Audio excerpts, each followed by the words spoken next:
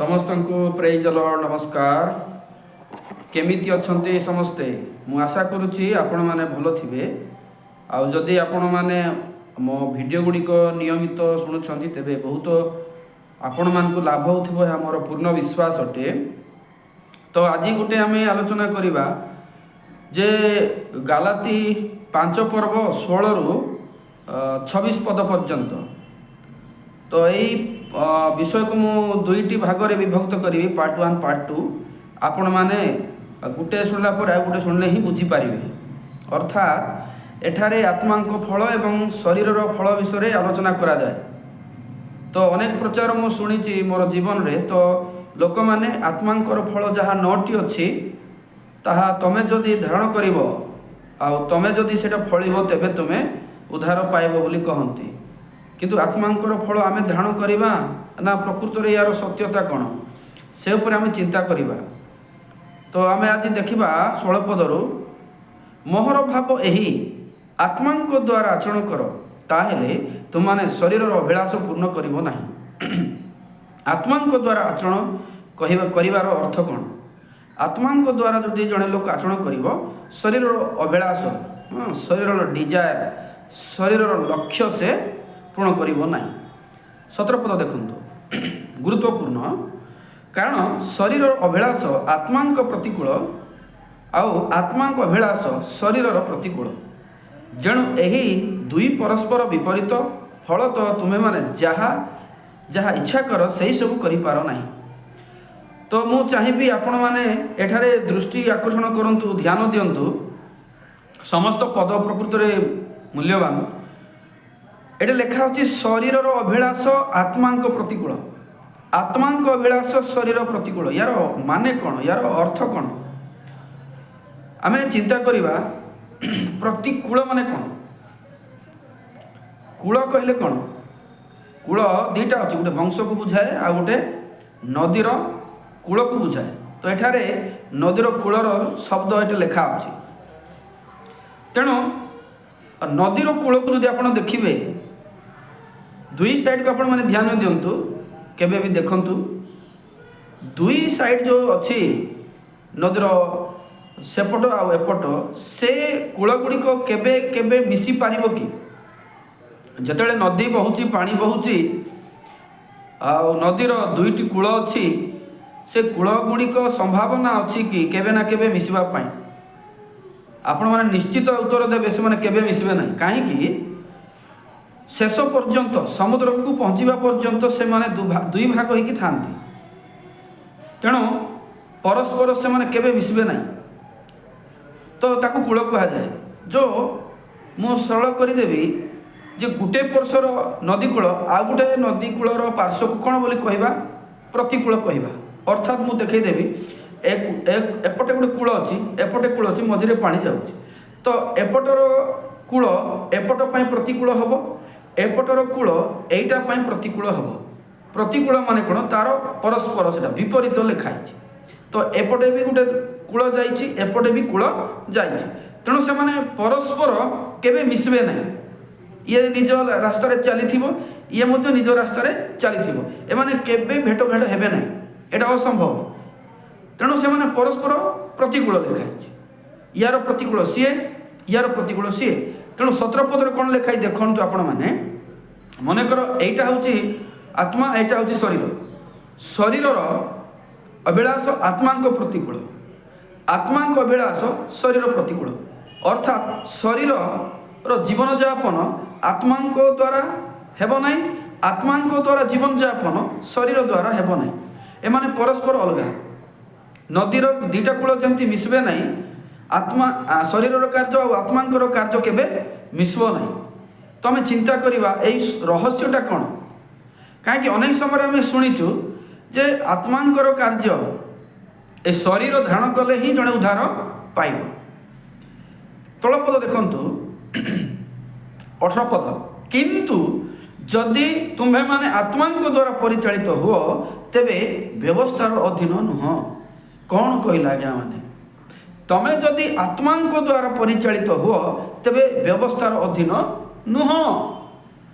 एइटे आत्मा मनुष्य को बुझाए कि मनीष ठारे से आत्मा अच्छी आ मनीष से आत्मा धारण करिवो एंती बुझाए कि लिखाई कि तुमे जदि आत्मा द्वारा परिचालित हो तेरे तुम्हें व्यवस्थार अधीन हेब ना ताने तुम्हें हूँ जड़े व्यक्ति आत्मा गोटे अलग से आत्मा द्वारा ये व्यक्ति जदि परिचालित हेब तेबे से कौन व्यवस्थार अधीन नाई देखंतु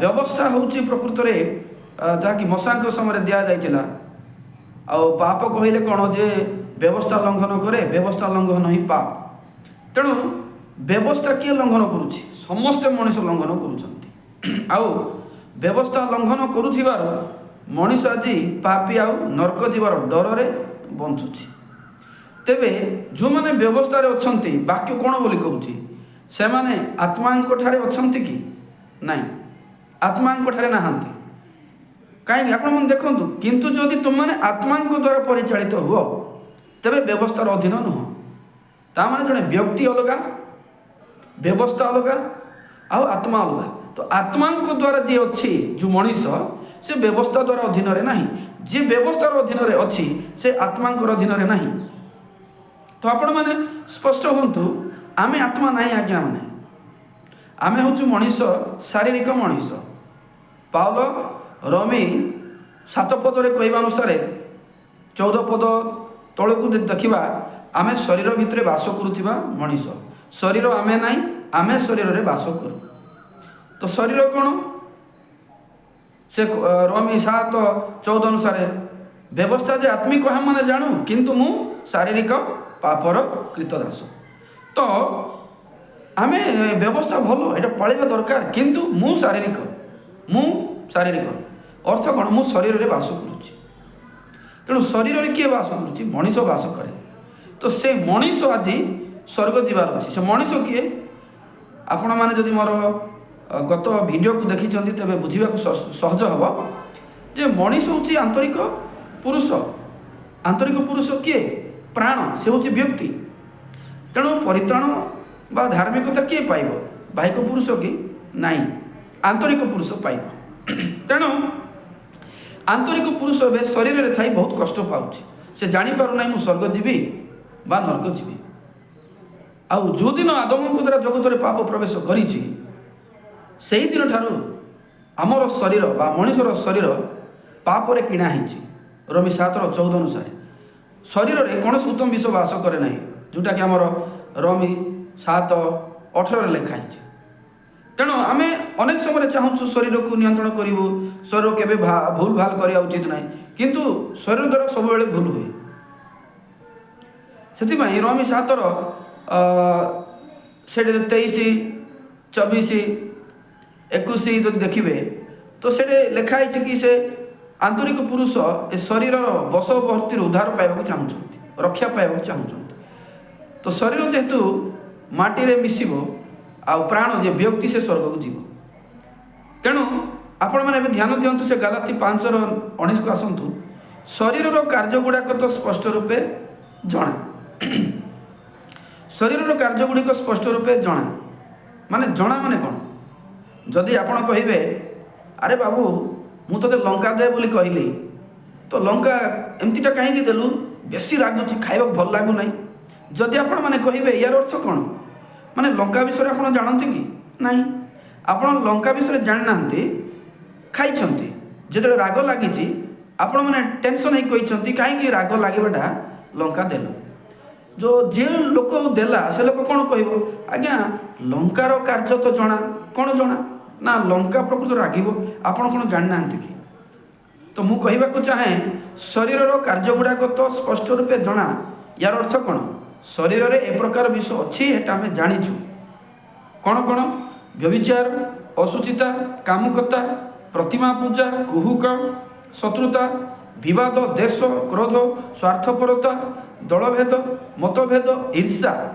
मतता रंगरस इत्यादि प्रकार कर्म गुड़ाक मु पूर्व जेपरी तुम कही सेहीपरि आगुरी कहूँ जे जो मैंने यही सब प्रकार कर्म करती से माने ईश्वर राज्य रे अधिकारी हेबे ना देखु ये प्रकार जे कर्म करती से स्वर्ग राज्य अधिकारी हेबे ना यार अर्थ कौन आमे यार अर्थ भलरे बुझी पारुना से कौन बोली कहूँ ए प्रकार कर्म न कले आमे जीवा बोली भावुँ किंतु ए प्रकार कर्म मनीष ठारे बेले बेले केते बेले हो जाए।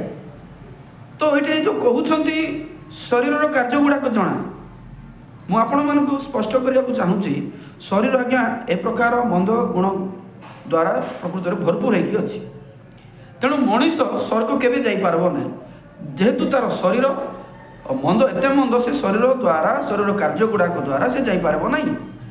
तो लोक आज व्यवस्था पालन करती किंतु आज पर्यंत मुक्त हो पारती ना कहीं शरीर में जेहेतु दुर्बलता अच्छी तेणु व्यवस्था जो मैंने अच्छा से माने शारीरिक रे अच्छी बा शरीर रे अच्छा यही पॉइंट को आपण मैंने ध्यान दिंतु मु कौन कहवाक चाहूँगी यही टॉपिक रे शारीरिक आम क्या कहवा शरीर कार्य गुड़ाक द्वारा जे साक्ष्य दूसरी ताको आम शारीरिक कहवा केमती शरीर जो कार्य गुड़ाक अच्छी ताहा द्वारा ही मनीष आज मु स्वर्ग जापारि ना मु आज पापी जीशु आसला पर भी पापी जीशु मला पर भी पापी बोली कहूँ यार अर्थ कौन से कौन आत्मिक कि से आत्मिक ना से हूँ शारीरिक कहीं शरीर दुर्बलता अच्छी से शरीर साइड रे छिड़ा होती शरीर को ठीक कर पारे ही स्वर्ग जीवी बोली भावुँ तेबे कार साक्ष्य दूसरी से आत्मा साक्ष्य दूसरी कि नहीं आ से व्यवस्था रे अच्छी व्यवस्था मुक्त ही नहीं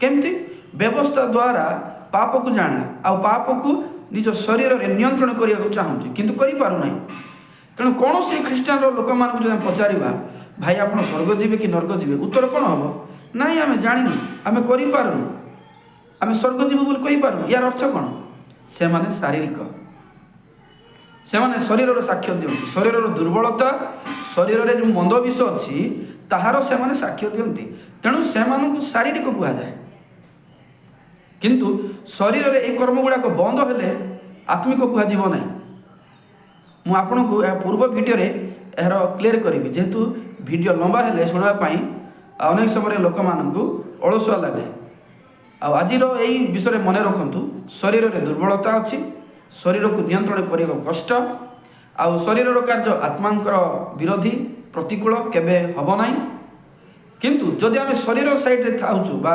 शरीर साक्ष्य दूचु कौन सीटा ना आम मंद आम कदर्य कण केमती ना शरीर में कौन उत्तम विष बास करे ना सेते आमको शारीरिक कहुब नेक्स्ट आउ गोटे वीडियो रे मु क्लियर करी आत्मा फल विषय। नमस्कार।